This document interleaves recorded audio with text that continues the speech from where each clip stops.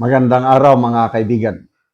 Bigyan natin ng reaction opinion itong post ng ABS-CBN News.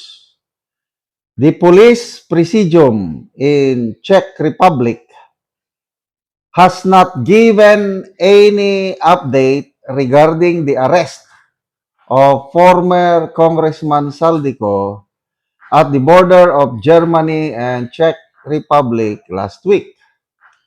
A police officer from the police presidium said that the case of Saldico is handled by the Ministry of Justice of Czech Republic. Oh. The same thing, ating Philippine National Police dito, wala silang confirmation kung naaresto na ba si Saldico o hindi. So, ang police, ano bang ibig sabihin nila ng presidium? First time kong marinig ito sa kanila.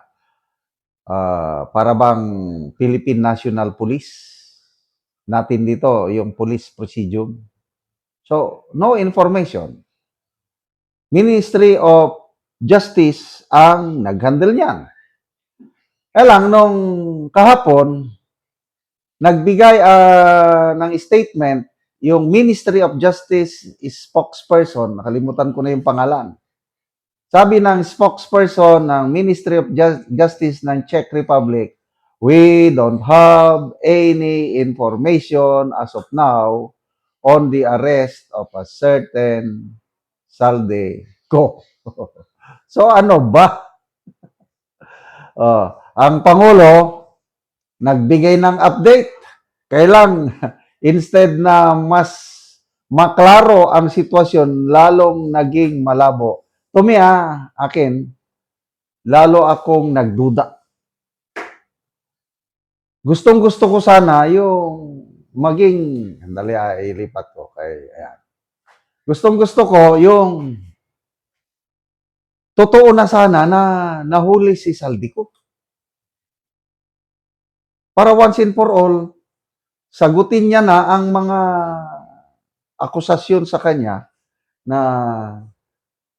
sa public perception ay isa siya sa mga masterminds. Isa. Kasi hindi niya magagawa yung mga nagawa niya kung walang basbas ng mga nakakataas sa kanya. So, good news na sana ito para sa buong sambayanan kung totoong nahuli na siya. Kaya lang, alanganin eh. Ano ba?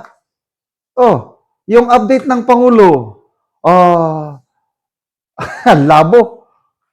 Sinusunod natin ang legal na proseso.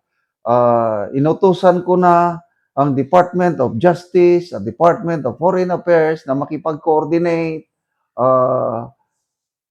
Sinisiguro namin sa inyo na mapapauwi si Saldico. Kaya lang, ang tanong, nasaan siya? Sinong nag-handle sa kanya? Bakit walang assurance?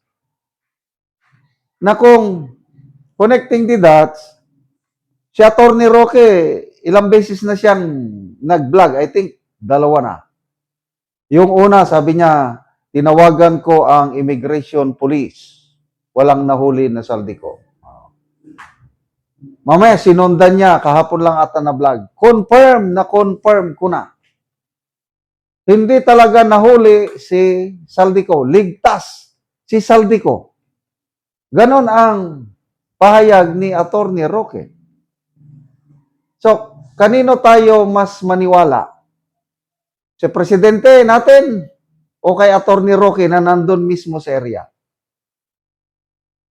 Sana totoo ang sinasabi ng presidente. Sana fake news itong si Atty. Roque.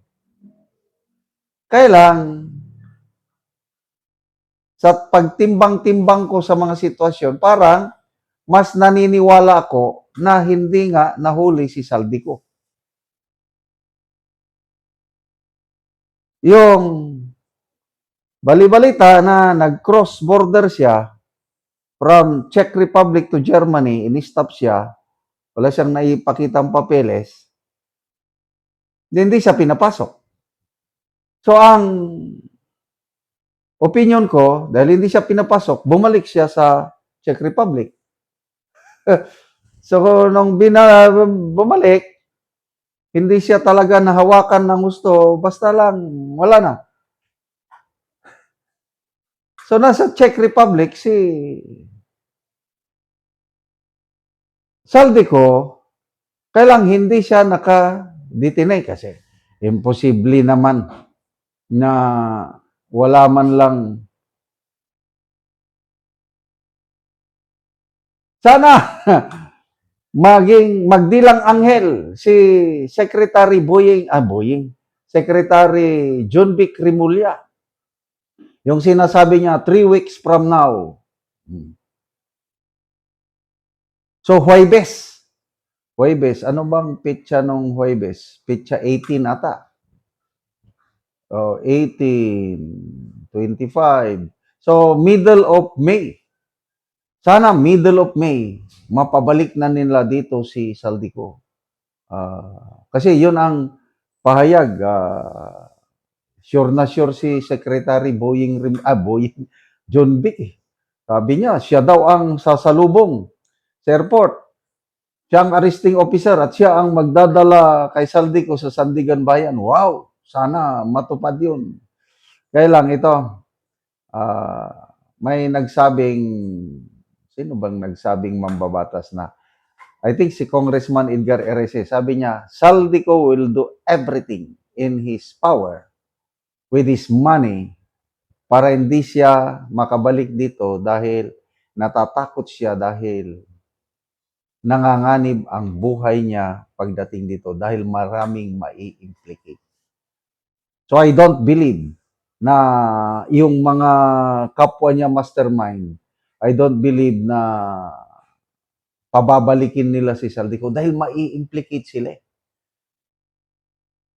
So mas safe ang mga kapwa niya mastermind kung nasa labas lang bansa si Saldico. Kaya ito, I'm sorry to say, opinion ko lang ito, parang diversionary tactic lang na sinasabi nilang nahuli si Saldico.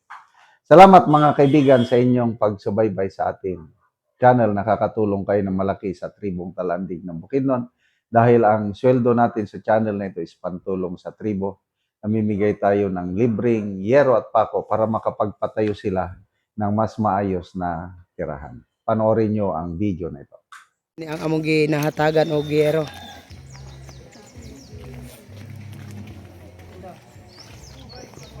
So mag-atop na ni siya karon.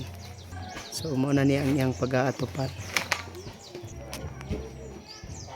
Mao na niya ang gipa tukod nga iyang atopan.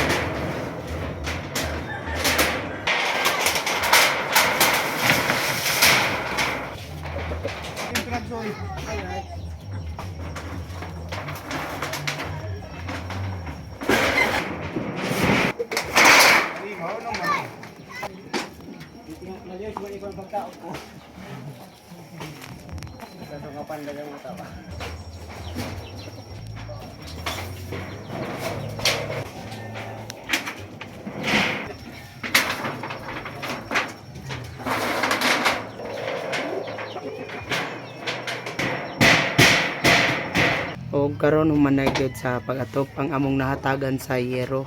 Humana niya og atop iyang balay. Sa Ginoo sa nagtabang sa sin o nagtabang sa sin di palit ko atong busot na turo na kayo so salamat kayo sa nagatag sin kay na is na nagid akong atop tanan di na ko mula kay akong sinapulian nagbago So salamat kayo. Salamat kayo.